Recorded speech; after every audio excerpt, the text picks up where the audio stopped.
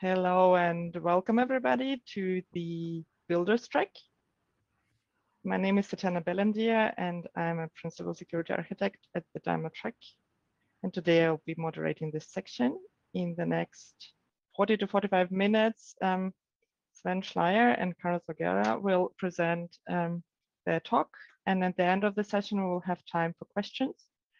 You can put your questions into the Whova app pane, and we will address them at the end. The chat function in Zoom is deactivated for the attendees. Guys, I assume you will present yourself in the talk quickly. Otherwise, I can take it over. If you're good to go. Yes, we will be sharing ourselves. All good, Tatiana. Perfect. Then welcome and go for it. Thank you very much. Then, yeah, good morning, good afternoon, and good evening, wherever you are. And thanks for joining our talk today about mobile Wanderlust, our journey to version 2.0. So first, let's just quickly introduce ourselves to everybody. So Carlos, you go first. Sure. Hello, everyone. This is Carlos Holguera.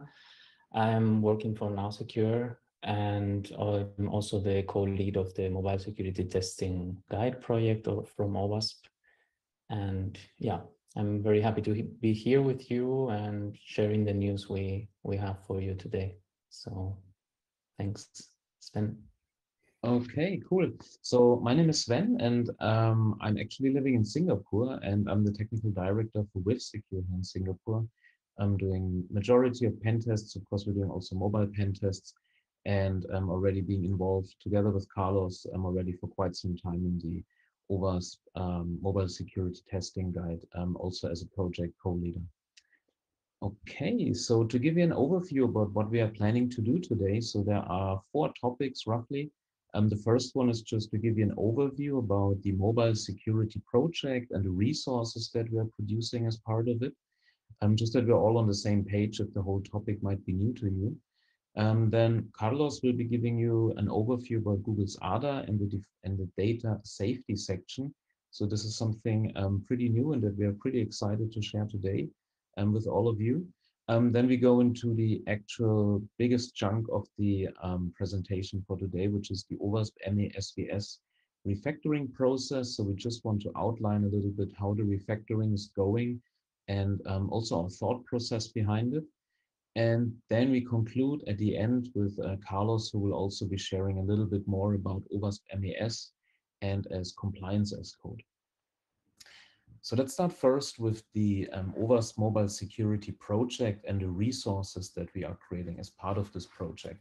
So we have 3 main deliverables of this project.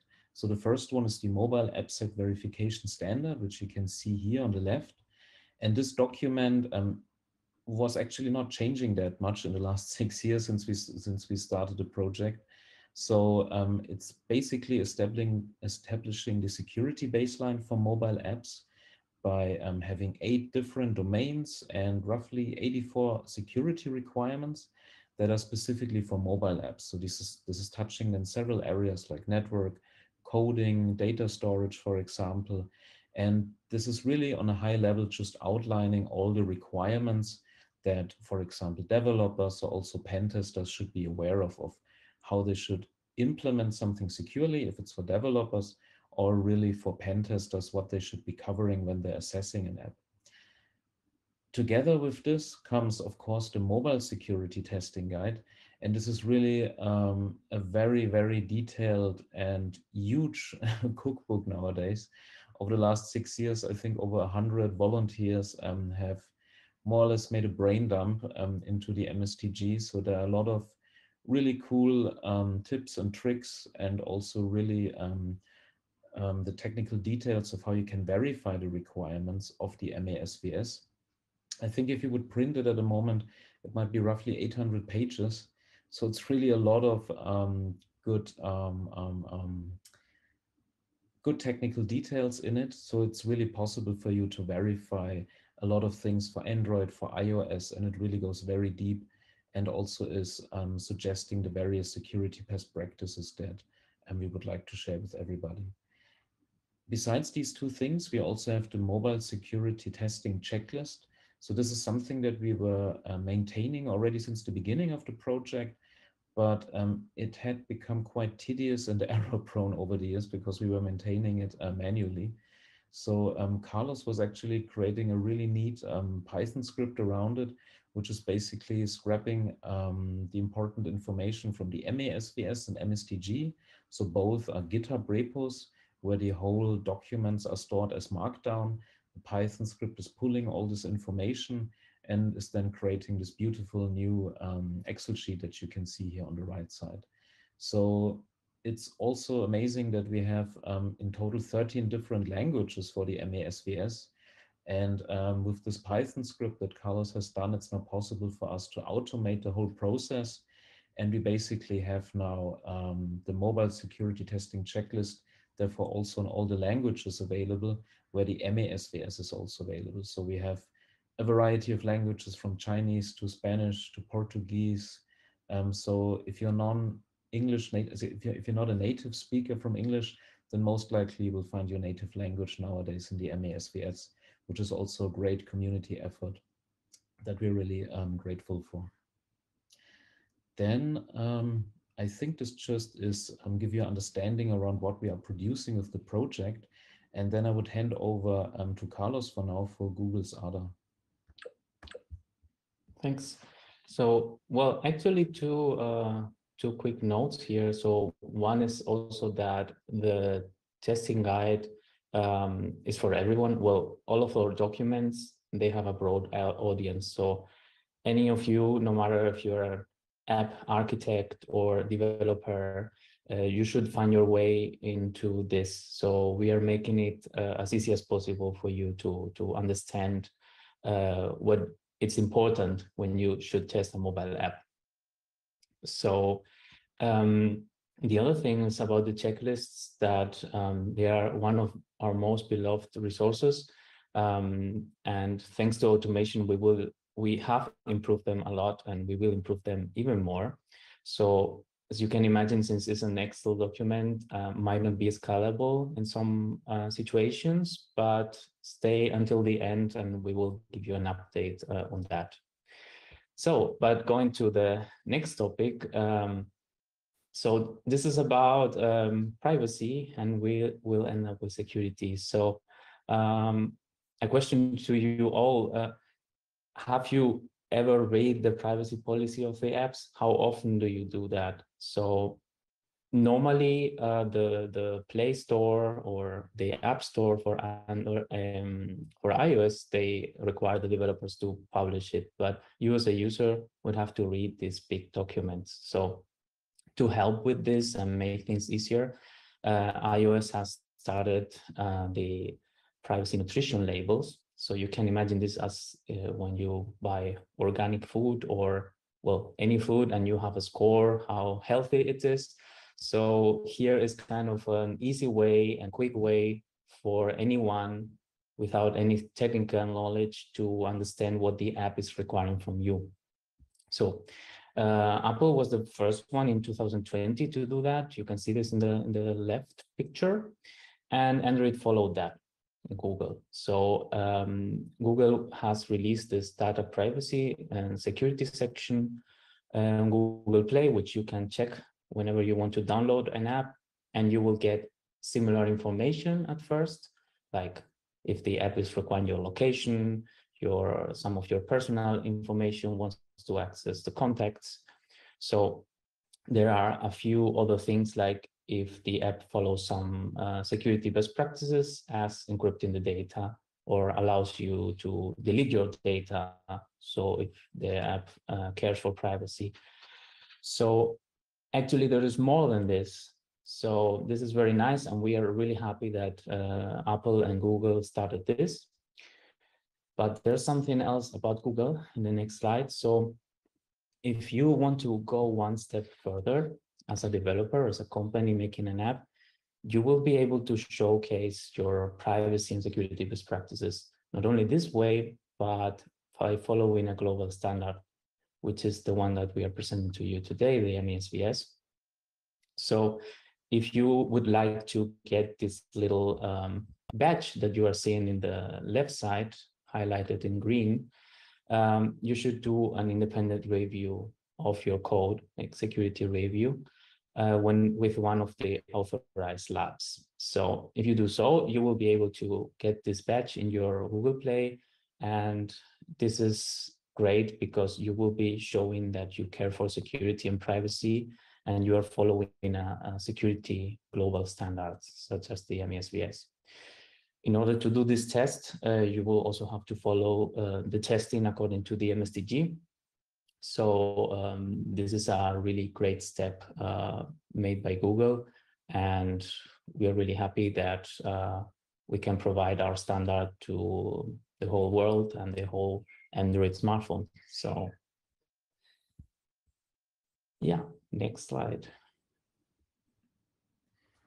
Okay, thank you, Carlos. So now we will be talking more about the OWASP MESVS refactoring process.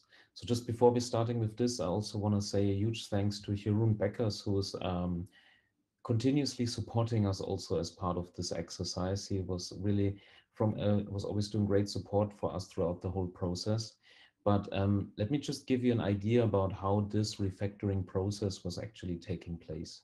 So initially, we have 8 different domains. So this is what we have at the moment in the MESVS.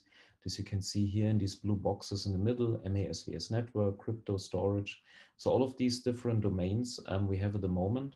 And what we did is we created a mind map with all of these domains and the requirements of these domains. And we were discussing all of them in detail through, just with the intention to really be crystal clear around what this requirement actually means. If we can actually map a test case also to this requirement, if we might need to merge requirements, if we need to split requirements, if we maybe need to remove them, maybe they do not make much sense after our experience now after for so long, and also after collecting feedback from many others that are using the MESVS. So we were really open to completely start from scratch, see what we have and how we can really shape this into this version 2.0. So we also had a lot of people that were also giving feedback during the whole process. So really also thanks to everyone that has already contributed to this. So, but let me give you an idea how this was then also being done in more detail. So you can see here on the left side, we're using GitHub discussions, a new feature that was introduced by GitHub last year. And this is how we are driving this change that we're doing with the MESVS, because we want to be as transparent also as possible so that the community and everybody can be engaged, and that everybody is also knowing what is actually happening with the project and with the requirements and within the MESVS. So that's why we're going through it step by step, every domain. And for every domain, the changes that we are going through would therefore be published. So let me show you just first the discussions. So you can see here, this is the current discussions that we're having in our GitHub repo from the MESVS. So the latest one that was being published was MESVS code. So just the comments were, this was just closed end of last month. So it is usually open for 1 month for comments. And you can see here, this is the outcome of the refactoring process of the code domain now. So we have 6 different requirements that you can see here. And there is here then an Excel sheet tied to it. And you can see here on top what is actually changed to the current requirements that are part of the MESVS code. What is red was being removed, or here in this case, you can see that the requirement was changed. So the wording was changed. So meaning we were really going then the extra mile, therefore, to really make it as transparent as possible, to really make it traceable also back to the old version, including a lot of all the information that we had at this point in time, and the thought process, meaning the outcome of our discussions on why we are thinking that, for example, this requirement should be removed, why it might be merged, why it might be split, and to really have it as transparent as possible so that it's really possible for everybody to see at any point in time on why certain things have been done. So this Excel sheet is then open for comment. Everybody can give their comment, and we got also a lot of good comments in terms to just tidy it up maybe a little bit, or still to get rid of some phrases that we might want to revert. So therefore, this was now a very good approach to really get feedback from the community and get also the buy-in from the community, so that we're not doing anything in a black box for a year and then we're just throwing it out to the public, but to really involve everybody. And therefore, the platform that we have now with GitHub discussions is therefore, of course, perfect. So another example is the MASVS storage that we will be making a deep dive into later also. So you can see here at the moment, there are 5 different requirements. And the same as with the coding, you can see that for the storage part, we also had quite a few changes. And the storage part is also a bit more complex because it's simply so many different ways of where data can be stored and where data might be available. And you can see also for this, there's a lot of different changes that have happened. And also with, you can see in this column, example tests that we could think of what might be test cases also in the MSTG. So there's a lot of thought that has been put into this, especially from Carlos, who was preparing many times these detailed overviews for everybody. So therefore, this is really giving a great transparency into the project itself. Just go back. Okay. So therefore, this is about the starting process and the thought process and how we were executing it and how we were also involving the community into it. So then, yeah, over to you, Carlos. Yeah. So yeah, this has been a really big effort, but it was definitely, it is being very worth it. And if you deep dive into those sheets, you will find a lot of valuable information. And this information we will use also in the future, not only to get this refactoring ready, but also, as you saw, we are also collecting new ideas for tests. So the tests that we are already having in the MSTG, they are partially listed on there, but we are also collecting new ideas for tests. So we don't want to miss a thing in this process. And we are, yeah, taking everything in consideration, so from the ground up.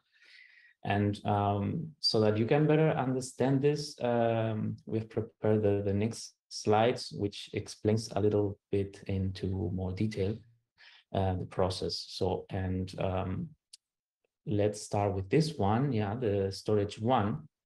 So a tendency that you will see in general in the new controls is that we have made them shorter. So our intention is to abstract them a little bit so that they are also a bit easier to understand. So we will be avoiding things like, as you can see here, store sensitive data such as PII, user credentials. We won't be given any examples inside the control itself. So that's one thing we will do. So, but specifically to this control, what we have seen is that, okay, first we start mentioning the system credential storage facilities. What is this? That's first. So we know that in Android and in iOS, we have the keychain and the key store. So most of the people have interpreted this as exactly that, but it's not really clear because you have other places in the system or other facilities, such as the Android account manager. So to avoid this confusion, we have been fixing this. We have fixed the terminology that we are using. We, instead of saying keychain and key store or system credential storage facilities, we will be saying key store, a platform key store, which refers to both as a common term. And this will be explained in the MASVS. So now we will include for this kind of terms also an explanation. So if you read the control, and it should be clear. If it's not, you can read this little paragraph on each of the terms and it should be clear. And then we will leave the details for the MSTG. So just the last point I want to mention for the first one is that we also mentioned the sensitive data, and such as PII. In this case, PII might be, I don't know, your address, your postal address, or something like that. So it's something that in principle is not meant to be in a keychain or in a key store, even if unofficially the keychain on iOS allows for that, but you cannot do that with a key store. Instead, you would encrypt this information. So the key here is that we need information being encrypted, properly encrypted somewhere. If you take a look at the second one, again mentions that no sensitive data should be stored, not only outside the system credential storage facilities, but also includes the app container. So this overlaps with the first one. This is another point, general point we consider in the refactoring, the overlapping between controls in the MASVS, but also maybe between standards even, such as the ASVS. So in this case, the problem is not the storage, but the lack of encryption once again, and the overlapping. So, and sometimes the data must live outside these places. So what do? We have to encrypt it. That will be the spoiler here. And another example, storage 13. So this one, again, tells you that the data must be locally or should be stored locally. No, sorry, no sensitive data should be stored locally. So you should just get it from the backend and leave it in memory. That is more an architectural thing. So then we have that, and we have that it also overlaps with 1 and 2, just kind of forcing you to have it only in the backend. So to put more a bit of order here in all of this, we have started this refactoring. So the next thing we have considered, just as also as general things here, is that the architectural considerations on each of the categories. In this case, for storage, we have to consider that data might be indeed only local, might be in the remote endpoint, but usually will be in both. So you would have such an hybrid architecture for your data. And the other point is the scope. So on each of the categories, now we will clearly present the scope. And in the case of, so that you have an idea, in the case of storage, this is the scope of the MASVS storage category. User data, so sensitive data, of course, but what is sensitive data? It's user data, authorization and authentication data, and cryptographic material. This is everything we are considering in our controls. And to give you even a better idea of what we consider user data, you can see here this big list, which actually comes from Google. And you can also find an equivalent one on iOS. So let's take a closer look. So first, we have 15 requirements. So some of them we already presented now, but we have many others regarding sensitive data being in log files, in the keyboard cache, sent over IPC, leaking via the UI, on backups, on being in the memory. So everything you can see here. And just the first spoiler is this gets boiled down to 5 requirements, which come exactly there. And now we will explain how we came from the 15 to the 5 requirements. So the first step was to identify what was actually in other categories. So we have another category, which is MASVS platform, which is about how the app interacts with the platform, that is Android or iOS, or capabilities that the systems provide. So in this case, the app is, or the developer is not actually storing kind of voluntarily or intentionally data. It's kind of the data gets somehow stored some way. So we have identified all of this about the IPC mechanisms, where you are sending information but not actually storing it, the keyboard cache, the UI. So all of this, we actually consider to be in platform. So we will be removing them from here and moving them to platform. And the other one is the crypto one, which also removed and moved to crypto actually as a test case, which is about keys being hardware baked, stored in a hardware baked storage, and having also or requiring user authentication. So this was a bit kind of a complex requirement. We have cut it in little pieces and put it to crypto wherever it belonged. So this was the first step. So the next one, it's about what was more obvious when defining the new control. So we took what was left and said, okay, what actually makes sense? First, the problem I mentioned before, that actually the lack of encryption was the issue, not exactly where the data was. So that's why we came up with the first requirement on storage, that sensitive data is stored in encrypted form. With this, we cover for everything, and then we let the MSDG define what do you need according to the different scope. So you will be able to find data stored in the app container, outside the app container. Usually people talk about internal and external storage, but that is right, but there's more to that. So an app, it would be right to store data wherever an app has exclusive access, so that no other apps can store data in there. That could be also in the external storage, but on Android, for instance, if you use scoped storage, but you should be careful if you consider a rooted smartphone as a threat. In that case, you wouldn't be compliant here. So yeah, so for the rest, this is what we did. So the second requirement was more clearly about, the first requirement was clearly about the platform key store. The second requirement was about the encryption. Then the third requirement, the logs, was pretty obvious, and the memory as well. And the last one about privacy also. So it's that you follow the best practices, etc. We just reformulated a little bit. And by the way, also started a chapter on the MSDG on data privacy that will keep growing with time. But right now, we already include the information that we mentioned before about the ADA, Google, and the privacy labels from Apple.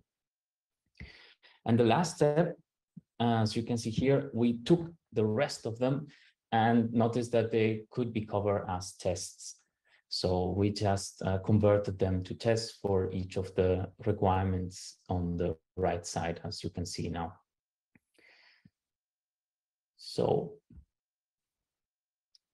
that was it from me for now. Okay, thanks, Carlos. Then let me follow up with the next part of it. So we have seen that there's really a lot going on in terms of the different requirements and how they are now shifted around, how Carlos was just explaining how they've been merged. Maybe they actually should be put into different categories. So this means that at the end of the day, we really want to have a clear articulation of the requirements. And also this would of course need to map to the MSDG test cases. So you can see here on the left side, these are actually the old MSDG storage 1 and MSDG storage 2 requirements. And this was one huge test case that we're having in the MSDG. And when we were going through the refactoring of the MASVS, we also realized that it would make sense to really have, we called it atomic tests to these kind of different requirements, like the MASVS storage 1. As Carlos was just outlining, there were requirements that would actually be test cases of this requirement. So therefore, it really makes sense to structure the whole thing in a way so that we have really these encapsulated and test cases that are really explicit about one specific topic, instead of having everything in one large test case. And as in the current MSDG, where we're even grouping requirements together in one test case, because this means that we're really on the wrong track there, and it simply becomes too big. Excuse me. And it becomes too big, so therefore we really need to break it down. So another benefit of doing this whole exercise and ending up with this atomic test cases is that it's then also easier to automate them. Because if something is smaller, then of course the test case should become less complex. And at the end of the day, we want to drive, of course, more automation. And by grouping this or by splitting everything in these kind of atomic test cases, we really build the structure or also the foundation for more automation. Because at the end of the day, we can then try to come up with different regular expressions, maybe different kind of rules for open source SAST or DAST tools to support the whole automation of these test cases, and therefore keep also the knowledge around it open. So just not the thought process and maybe the technical steps, but really something on how this can be automatically also verified. So let me show you on the next slide also how we put all this together, then the tests and the controls and how everything is then related for storage. So you can see now here in the middle, the blue boxes, these are now the 5 different requirements or controls that Carlos was just explaining. And you can see in the bottom, the yellow boxes, all the different test cases. So there might still be changes, of course, happening to this. At the moment, it's just this is the current draft. And you can see that for storage 1, storage 2, also for 4 and 5, there might be usually more tests than just one. Just where MESVS storage 3, where we are testing log files for sensitive information, this might then be one test case. And you have the key areas on top, just to understand how everything is then being mapped. So we have data at rest, data in use, and then of course all data is then covering the privacy, of course, for everything.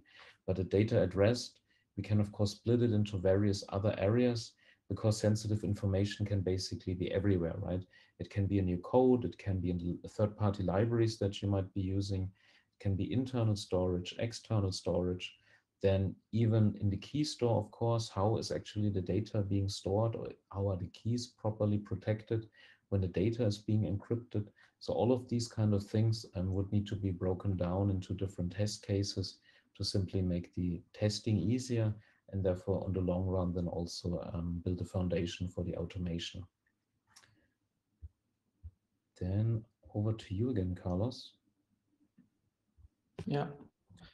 So one note also on this one, we will be also including, well, if we have the time, we hope we really do, a lot of such diagrams, so that we really believe this can make things easier to understand. So we will try to include a lot of graphics that help you follow the tests and the controls, and yeah, maybe having it more visual. So we have simplified everything, but also having visuals might also help following up. So yeah, we're really excited about this new version of the MESVS. So, and before I was talking about scalability and how when you use the checklists, they might not be really scalable in some situations, but if you have a small team, just testing one app might be okay. So we would like to make everything really smooth and easy to use. And the thing is that, unfortunately, still today, most of the standards, they are not really very dynamic or interactive. So as you might expect, so we are growing a lot in this as code tendency and automating things. But when you talk about standards and certifications, it's not really the case. So you need a human, you have many kinds of documents like Words, PDFs, Excel tables, etc. So you really need a person to read that, interpret the results, interpret the controls, and maintain everything. So it's often very hard to prove that you comply to that standard, and it's difficult also to compare them. They might be overlapping as well.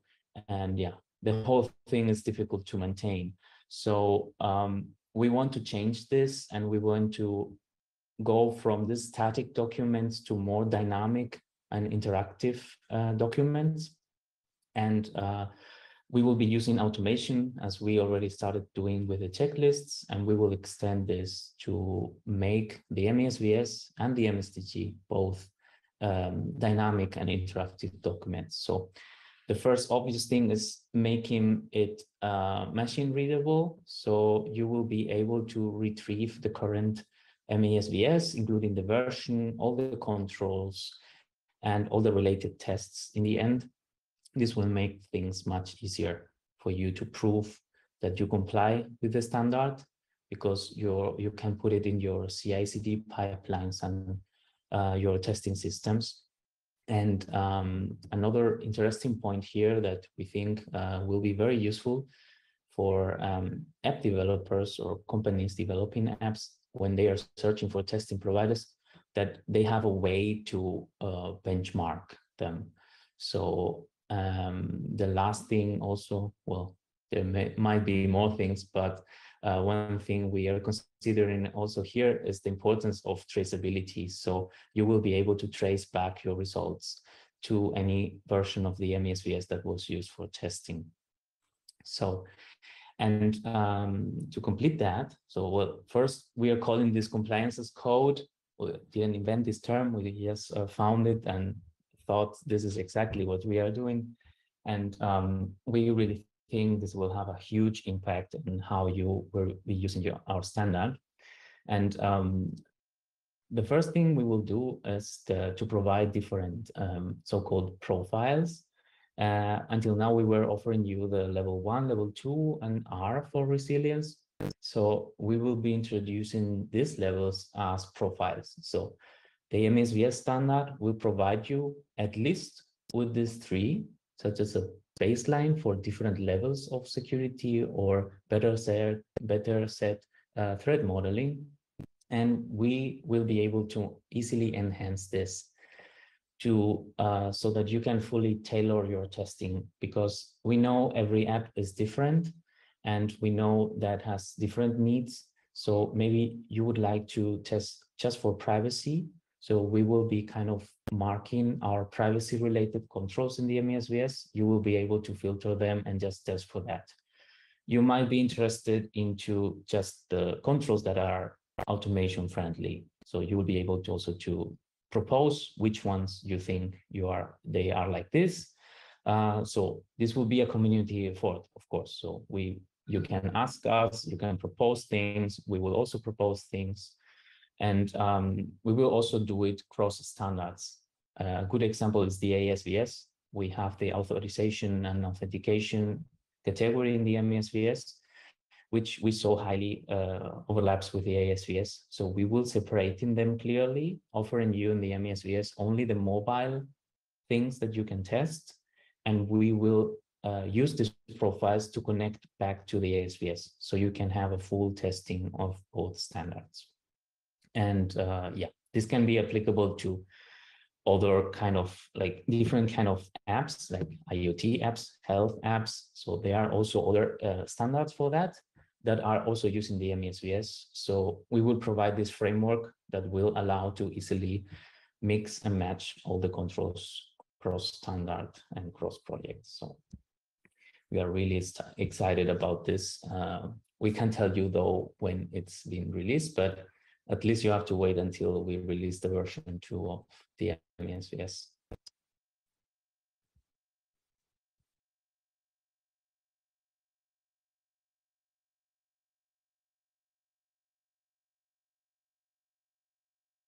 Okay, so here, please get in touch. Here you have all our possible contact information from us. Follow us on the project, or us as well on Twitter. If you have any questions, you can join our Slack. You can check our repos, which are here listed and linked, our official OWASP page, and then you can reach us individually also if you want, per email, LinkedIn, or wherever you want. And yeah, we'd like to thank you a lot, invite you to contribute and connect with us. Yeah, there are many different ways to contribute. You might not know, might be as easy as fixing some typos while you're reading. It might be reviewing the PRs. Maybe you're very technical and you would like to do that. You are an Android developer and would like to improve our CrackMe's or propose a new one. Constantly, there are new hacking tools being released, so we test them all before publishing them and recommending them in the MSTG. Please help us out with that, because there are so many things. And yeah, answer discussion. So, or just simply ask us, tell us about you, and we can find you the right ticket that you can work on. So Sven, anything to add? No, I think just thanks for the invite. And I think then over to you, Tatiana. Thank you very much, guys, for introduction. There is directly one question regarding the ETA of the availability of the updated standard. We mentioned it a couple of times that it will be coming soon-ish. Yeah, so we have covered, as Sven showed, maybe Sven, you can show the slide. It was 7. Until code right now. And well, our first disclaimer might be that this is a community effort and voluntary work. So this we cannot ensure completely that we will make it as planned, but until now we have been having a very good pace of 1 month per category. So you can expect, if we are now in June, July, August, September, more or less. So plus maybe 1 month that we will release the release candidate, open it for comments. So you will have another chance to comment on the whole thing. And then we will again review that, release another candidate, maybe by the end of the year. We will have, or January, I don't know, maybe this version 2. This would be another invitation to people to contribute, then maybe it goes faster. Exactly. So please. Exactly that. We do have also some companies contributing, such as Now Secure, really investing a lot of time. So we would like to really thank them. Also the ADA group from Google, they have been providing awesome feedback, and many other people. So we also accept definitely companies providing time, not just money, which is also great, but yeah, to accelerate this effort, we really need a lot of hands here. And another question, I took a look on the polls and people are answering that they're going to introduce the standard and the testing guide. And on that, from your experience, how much time does it take to get something like that established in the organization or in dev team? I guess that depends, of course, really on how big the organization is. I mean, at the end of the day, what at least I could see at some of our customers that we had here in Singapore also is that, especially if something new is happening, meaning they either have internally a new project, might want to redo their whole app, and they're anyway starting from scratch, then it's quite easy to get these kind of standards also into. And there were also projects, for example, in the past where we were also injected, meaning myself or others from our team, and then it's pretty easy to, when you're part of the engineering team, to just articulate the correct requirements, because at the end of the day, they always get the correct functional requirements, but not really the correct security requirements, because it's always just to get something up and running quickly. So therefore, I would say if it's a project that it's starting new, then it's rather easy, as long as you have a security person around to maybe utilize the MASVS and just define on what is actually applicable and what not. And with the Excel checklist, for example, you can just note down the reasoning on why certain things we might not want to implement. doing this now organization-wide is of course a huge effort in order to understand what is now really a requirement for the organization and whatnot. So that can take, of course, significant amount of time. But what I could see in the past is that the MASVS was actually being used like as a blueprint, which is of course a great success also for the project, because then it already gives the baseline, and then there just might be some tweaking needed and some of the requirements that might need to be skipped, and maybe some need to be added. But I think it's always a good skeleton and a good starting point, regardless if it's now a small project or enterprise. But to roll out these kind of things, of course, will take time then for bigger enterprises. Thank you. Then there are no more questions asked in the Q&A. And with that, I would really love to thank you for the presentation, for the extreme amount of work that you are doing to increase our awareness about the mobile security. And the next talk in this track will be the understanding the complete chain of application security using OpenSRE.org. So those of you who want to join, please do that. And with that, thank you very much, Sven and Carlos, and keep up the great work you're doing. And let's hope that there will be more people coming to contribute. Perfect. Thank you. Thank you so much. Have a great conference. Bye. Bye. Bye.